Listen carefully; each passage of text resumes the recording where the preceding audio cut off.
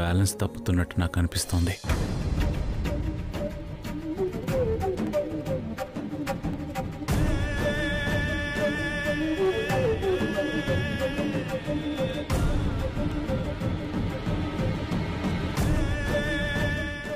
మీ ప్రాణాలకు తెగించి నా ప్రాణాలు కాపాడారు.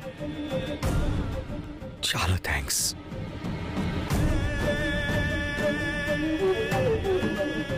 కానీ మీరు అలా రాకుండా ఉంటే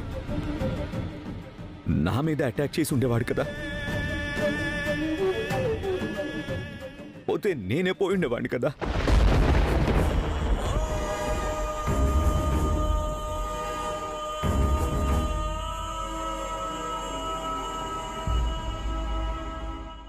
టెన్షన్ పడకు మనం.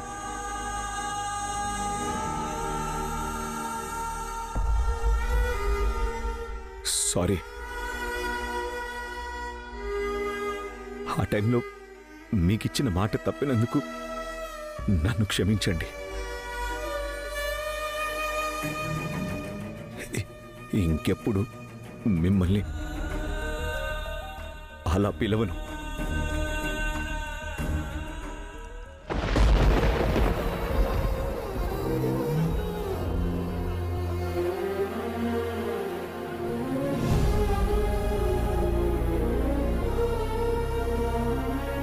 మనం ఏంటిది చిన్నపిల్లగాళ్ళగా? కూల్.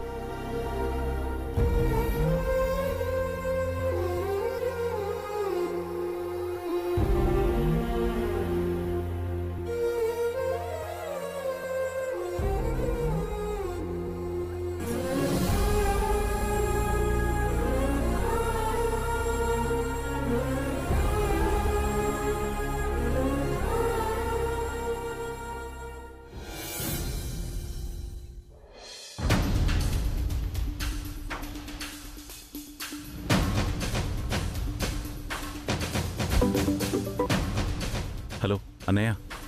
మహేంద్ర హాస్పిటల్ ఉంది. ఏంటి మహేంద్ర ఎలా జరిగింది? అసలు అటాక్ చేసిన వాడు ఎవడు? వాడి గురించి ఏమైనా తెలిసిందా? లేదన్నయ్య, ఇంకేం తెలియలేదు. కానీ నేను ఆ పనిలోనే ఉన్నాను. ఖచ్చితంగా వాడిని పట్టుకోవాలి మహేంద్ర. అసలు వదిలిపెట్టకూడదు. ఈ విషయం అంత తేలిగ్గా తీసుకోవద్దు మహేంద్ర. అసలు మను మీద అటాక్ జరగడం ఏంటి? అతను ఎవరికి ఏ హాని చేయని మనిషి.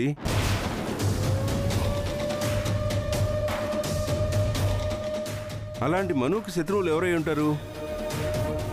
ఈ కలికాలంలో మంచి చేయడమే ఒక నేరంలా భావిస్తున్నారన్నయ్య. అందుకే మంచి వాళ్ళని చూస్తే కొంతమంది దుర్మార్గులు ఓర్వలేకపోతున్నారు. వాళ్ళ మీద ఇలాంటి అటాక్స్ చేస్తున్నారు. మహేంద్ర, మన శత్రువులే ఎవరో మను మీద అటాక్ చేస్తున్నారనిపిస్తోంది.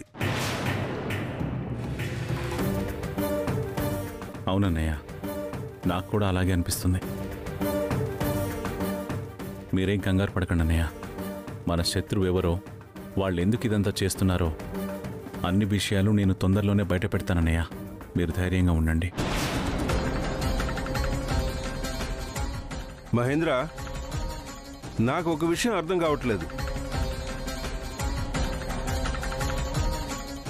మను అనుపమ కొడుకేంటి? నాకు కూడా ఇప్పుడే తెలిసిందన్నయ్య.